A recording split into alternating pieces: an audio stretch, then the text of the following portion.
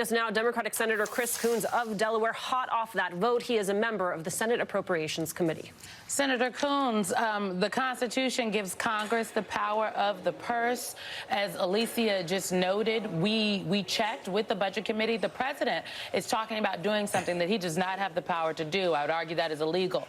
One, what is Democrats' plan here? And two, just take us through what to expect over the next couple of hours. Okay.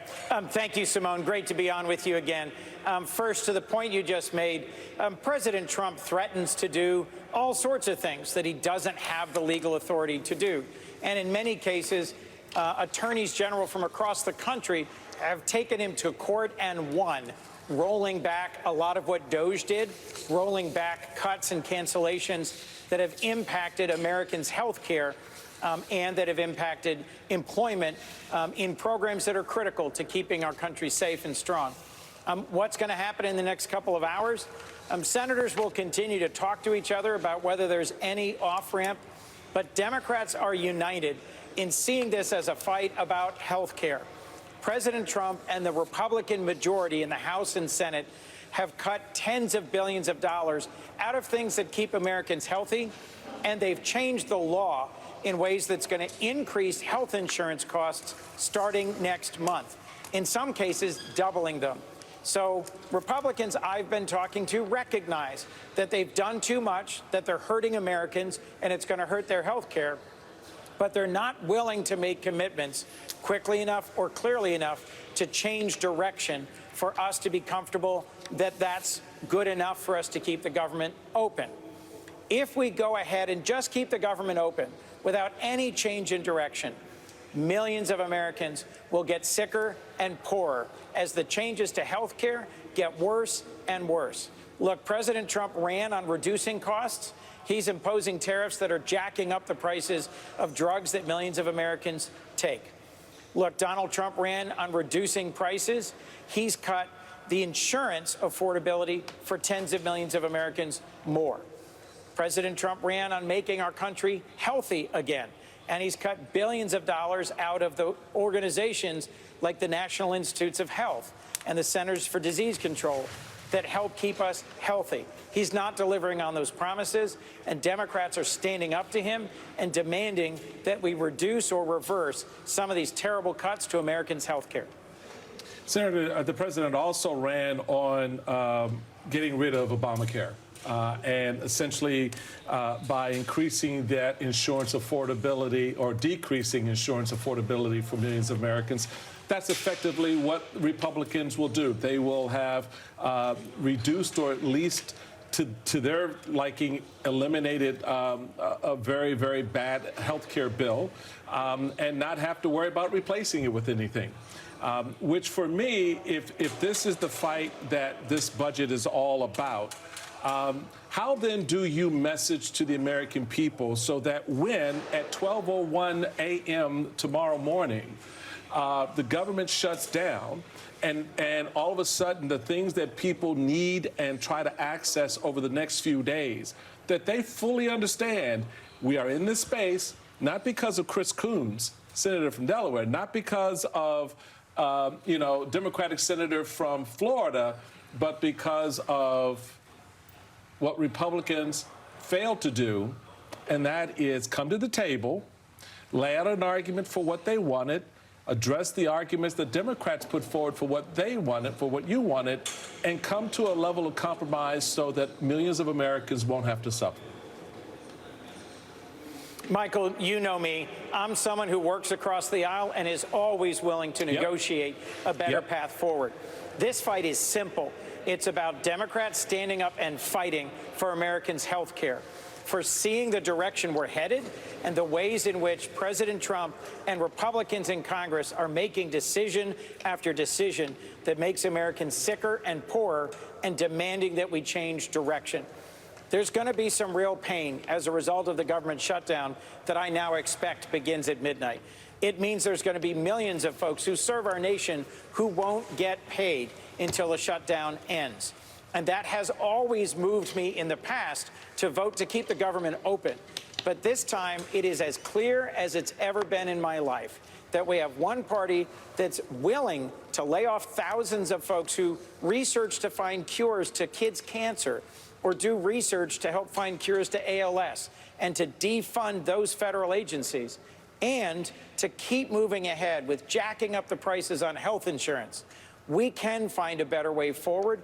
I think we can negotiate our way out of this, but I don't think Republicans will take us seriously until their offices start getting flooded with calls from folks who are seeing their health insurance costs go up, and they realize Democrats are willing to stand up and fight for them.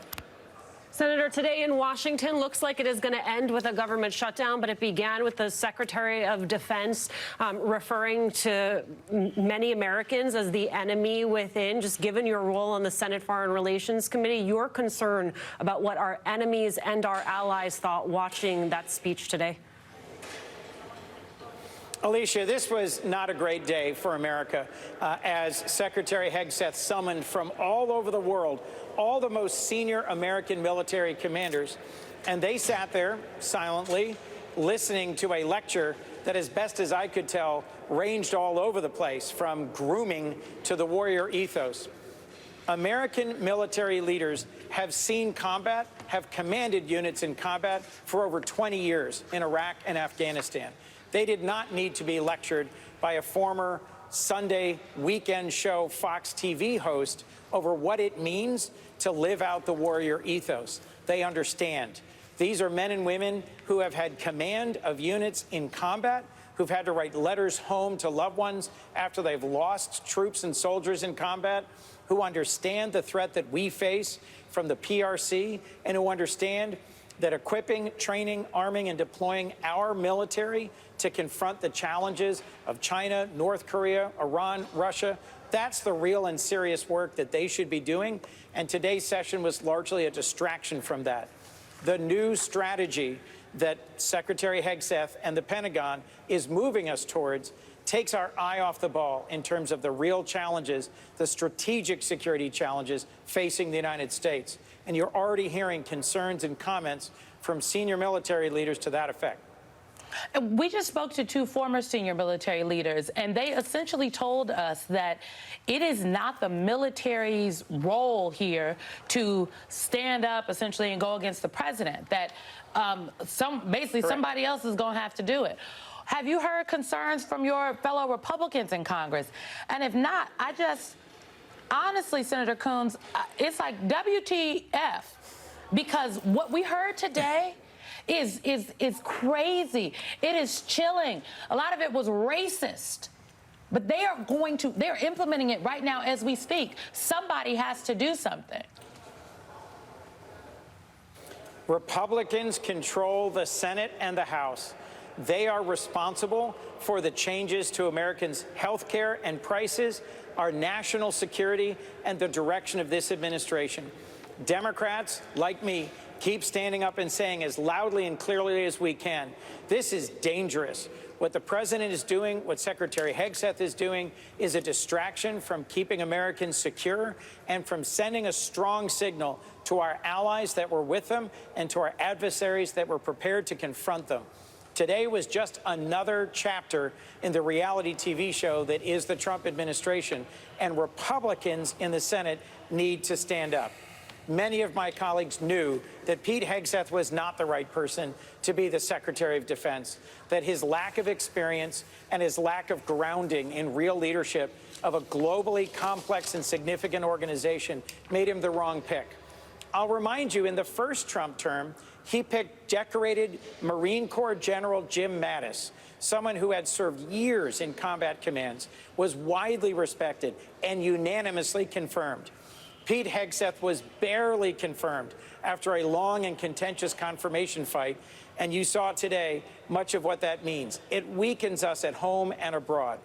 And I frankly think when our adversaries watch something like today's performance, it makes them take us less seriously as defenders of democracy and as a nation capable of defending itself. I mean, points were made. Senator Chris Coons, thank you very much for your time.